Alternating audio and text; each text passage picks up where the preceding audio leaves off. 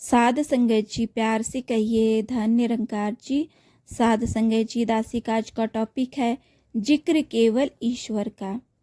जो भी चैनल में नए हैं कृपया करके सबसे पहले चैनल को सब्सक्राइब कर लें, लाइक शेयर और कमेंट में धन निरंकार जी भी लिखें। तो आइए सुनते हैं। रूहानियत और इंसानियत सुनने में दो लगते हैं, पर कई बार सुनने और देखने के लिए मिलता है कि वस्तुओं के नाम तो दो हैं परंतु गुण दोनों के एक ही हैं। रूहानियत के गुण प्यार, नम्रता, आदर, सत्कार, किसी के दुख सुख में काम आना इत्यादि हैं। रूहानियत का अभिप्राय ईंट का जवाब पत्थर से नहीं निर्मलता से देना है। जो गुण रूहानियत में है वो आम इंसानों में देखने को नहीं मिलते। जिनके पास रूहानी विचारधारा है वह ईश्वर की अंश ही है। मानस में लिखा है, ईश्वर अंश जीव अविनाशी, चेतन अमल सहज सुख राशि। रूप तो ईश्वर का ही है परंतु ईश्वर आप रूहानियत का समुंदर है, या कह लें कि वह तो परमात्मा का ही अंश है। संगत जैसी मिल गई, अपनी अवस्था को भूलकर वैसी रंगत उसने ले ली। ईश्वर का अंश होते हुए भी ईश्वर से नाता तोड़ लिया और उसके पास ज्ञान चक्षु तो है नहीं जिससे कि वो अपने मूल के साथ जुड़ जाए।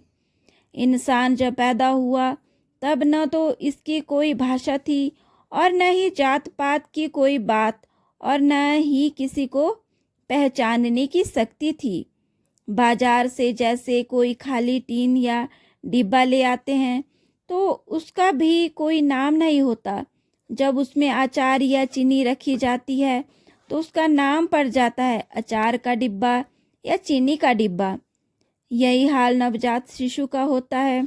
इंसान मिट्टी का लोथड़ा है, इसमें ईश्वर अपनी जोत डालता है तब वह संसार में आता है।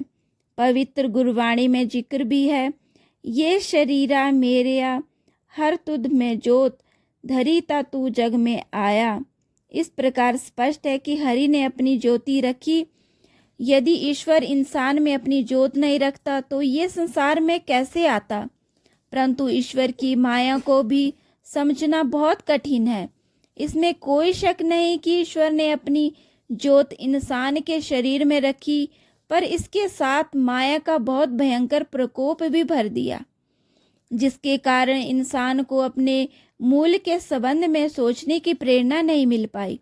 संपूर्ण अवतार वाणी में भी लिखा है, इको नूर है सबदे अंदर, नर है चाहे नारी ये, ब्राह्मण खत्री वैश्य हरिजन, एक दी खलकत सारी ये।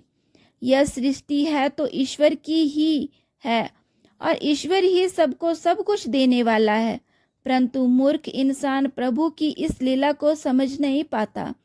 जबकि युगों युगों से संत महात्मा इसी बात को समझाते चले आ रहे हैं कि श्री आदि ग्रंथ में भी कहा है, अबली अल्लाह गुरु नूरू उपाया, कुदरत के सब बंदे, एक नूर ते सब जग उपजिया, कौन भले कौन मंदे।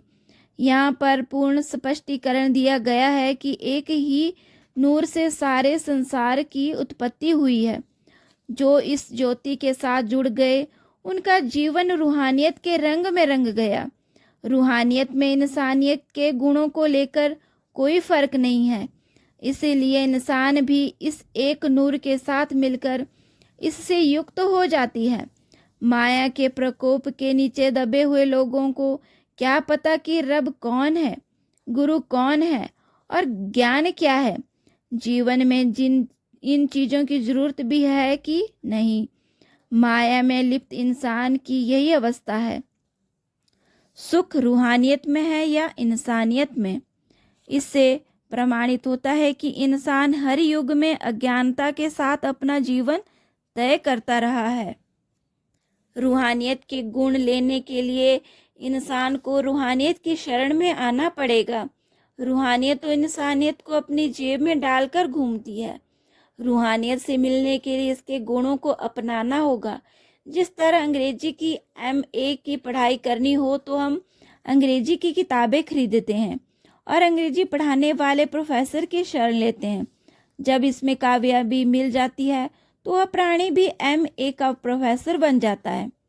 इसी तरह इंसानियत के गुणों को अपनाने के लिए रूहानियत के गुणों को अपनाना होगा। इसके लिए भी किसी शिक्षक अर्थात गुरु की ज़रूरत है।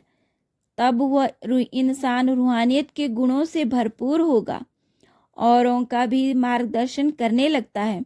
इंसान को इंसानी शरीर मिला ही इसलिए है कि इंसानियत का हकदार इंसान ही है, परंतु अज्ञानता के कारण इंसान ने कभी ऐसा सोचा ही नहीं। सोच समझ तो सतगुरु ही देता है। जैसे गुरुवाणी में लिखा है, भूले को मार्ग गुरु बताया, ऐसा गुरु बड़भागी पाया। बड़े भाग होते हैं तब ऐसा सतगुरु नसीब होता है, जो हमारे दिमाग के कपाट को खोल देता है, सत्य और असत्य का बोध करा देता है। परंतु जैसे कहा गया है, सकल पदार्थ एही जग माही, कर्महीन नर पावत नाही। कर्महीन इंसान बेचारा क्या करे?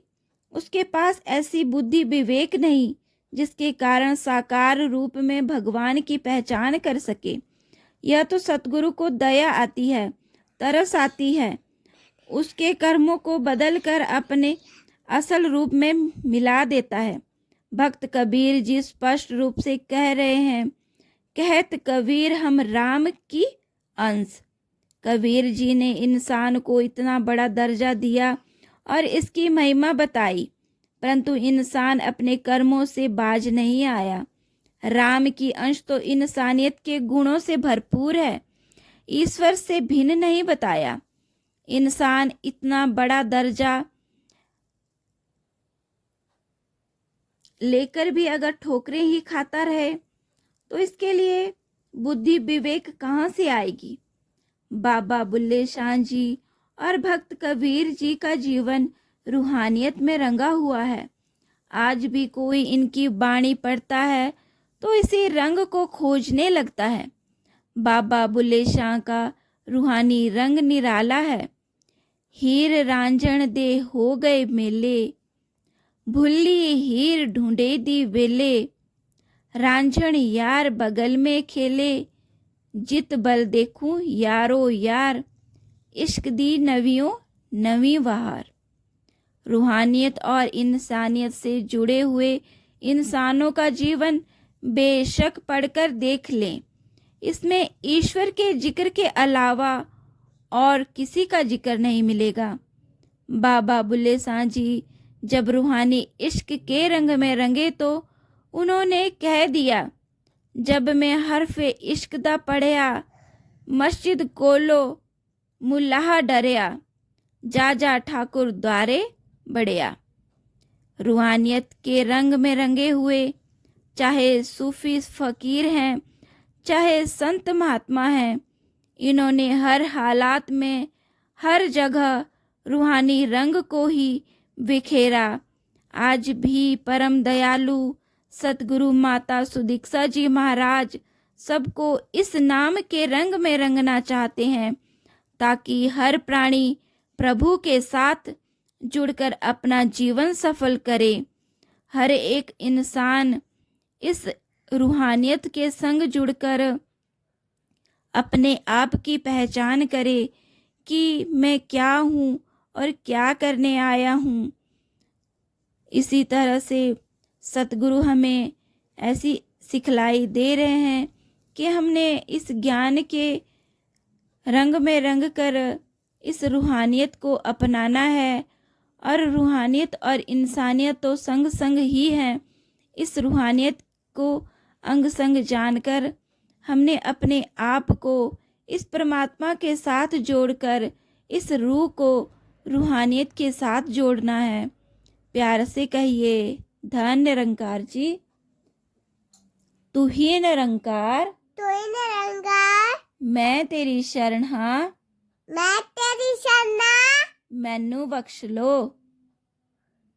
तू ही निरंकार, तू ही निरंकार, मैं तेरी शरणा, मैं तेरी शरण हाँ, मैनू बख्श लो। मैनू बख्श लो। तू ही निरंकार, तू ही निरंकार, मैं तेरी तेरी शरणा मैं तेरी शरणा मैनू बस लो मैनू बख्श लो। बोलिए सतगुरु माता सुरीक्षा सविंदा हरदेव जी महाराज की जय। निरंकारी राजमाता गुरु वचन अवतार की जय। प्यार से कहिए Dhan Nirankar ji. Like share comment. प्यार से कहिए धन निरंकार जी।